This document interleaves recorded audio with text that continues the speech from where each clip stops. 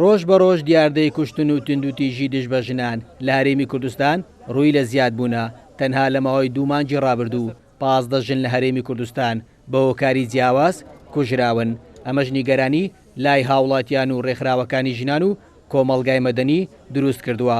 داوا دەکەن سنوورێک بۆ کوشتنی ژنان دابدرێت.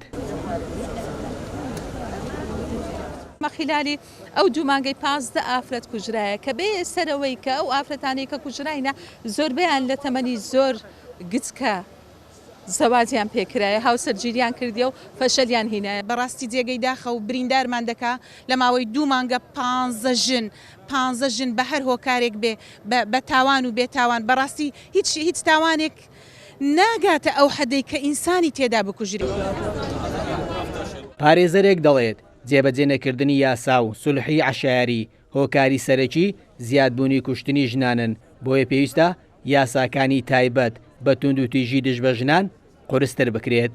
هەر ئافرەتێک کە لەلایەن هەر کەسێکەوە بکوژرێ ئەو عقوبەیان ئەو سزای کە بەسەریدا دەسپێندرێ قورسترین عقوبە بێ بگاتە ڕادەی ئەعدام. بەڕاستی چونکە بە هەر هۆکارێک بێ کوشتن هیچ تەبریرێکی نییە. یاساکانی توندوتیژی دژ بە ژنان و کار و چالاکیەکانی ڕێکخراوەکانی کۆمەڵگای مەدەنی لە ماوەی ڕابردوو نەبووتە هۆی بنبەرکردنی توندوتیژی دژ بە ژنان. دووهەمین قوربانیش کوشتنی ژنێکی تەمەن 20 ساڵان بوو لە شاری هەولێر. ڕەنجە ڕەحمان، کورچاد نیوز، هاولێر.